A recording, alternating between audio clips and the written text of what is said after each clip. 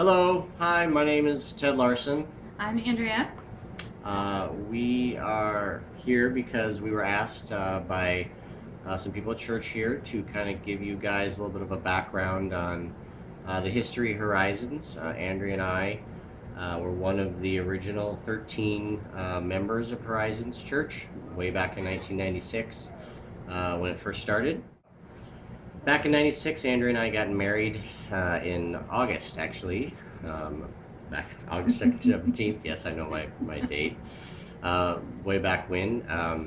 Andrea was from Gothenburg, Yep. Nebraska, and her pastor there was a pastor by the name of Steve Todd and his wife Trish, and were asked by Steve and Trish to be a part of this new church that they were going to start up on here, and it was kind of a perfect timing as far as God thing was concerned. They need some more people to help kind of plan a vision for Horizons and what they wanted it to be, and we were young and energetic and excited about being part of it, so we decided to join in. We actually started meeting in people's homes back then, early on, and ironically, Horizon's big push is for home groups, and what a lot of people probably don't know is that Horizon started as a home group with about 13 people just meeting in homes back in August and September, about that time. We just met together. We got together. We did a study. And we talked about the church, and Steve let us know kind of what his vision was and where he wanted it to go and what he was thinking,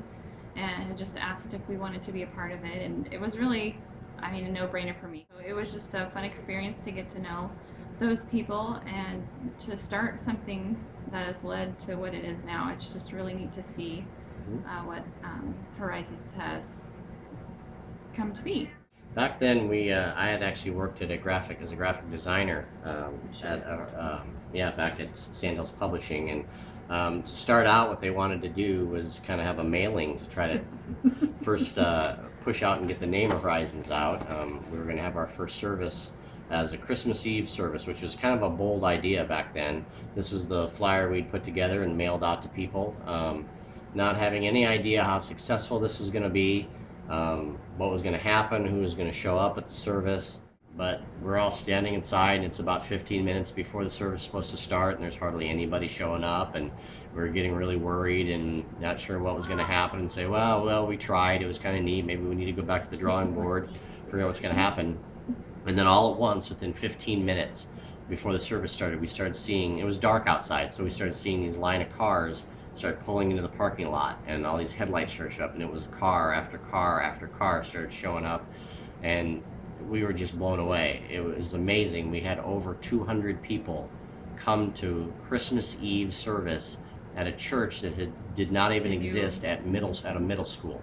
The name of Horizons, we weren't sure what we were going to call the church, so we decided to all go out to the land, which was a cornfield back then, and there was a big sign there. There was nothing out there, no housing or nothing, back in '96, and we kind of just walked around and were looking for some guidance from God and what we wanted to call the church. And back then we crawled up on this hill. Back then there was nothing but horizons all the way around, so we're kind of looking around, and the sun was starting to set that evening. We were like, man, from up here you can see the horizon from everywhere. And as soon as we said that, we all kind of looked at each other and went, wow, that's perfect. Horizons, that's what we're going to go with. So the vision that we had for us was to be a seekers church, to try to bring seekers and doubters to God. And back then, late 90s or so, the idea of doing something different in church, contemporary music-wise, with having a real band, was kind of new back then. It's more mainstream now, but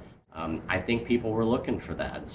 There was a definite draw to that little bit different way of going about church. Here's a program from one of the early days. Mm-hmm. Look how far we've come. Right. It's a little different than what's the date on there? April 13th, 1997. We still do Real Lives. One of the first Real Lives we ever done was done by Tony Storr back in '97. He was one of the original members at the church. We love to see all the changes that have gone on over the years and all the new faces that have come into Horizons. Just when I stop and think about it, I just smile sometimes. So I'm really excited to see for those of you in the class here that have decided to make a commitment to Horizons.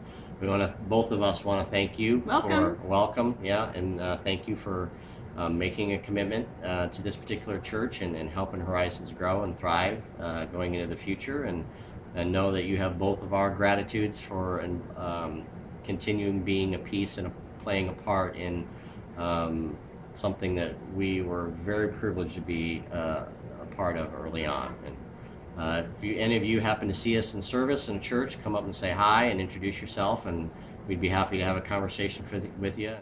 Thank you. Yep, thank you. And welcome to the Horizons family, and thank you for helping move Horizons forward into the future and what will be next. Take care. So look forward to it. Thanks. Bye-bye. Bye-bye.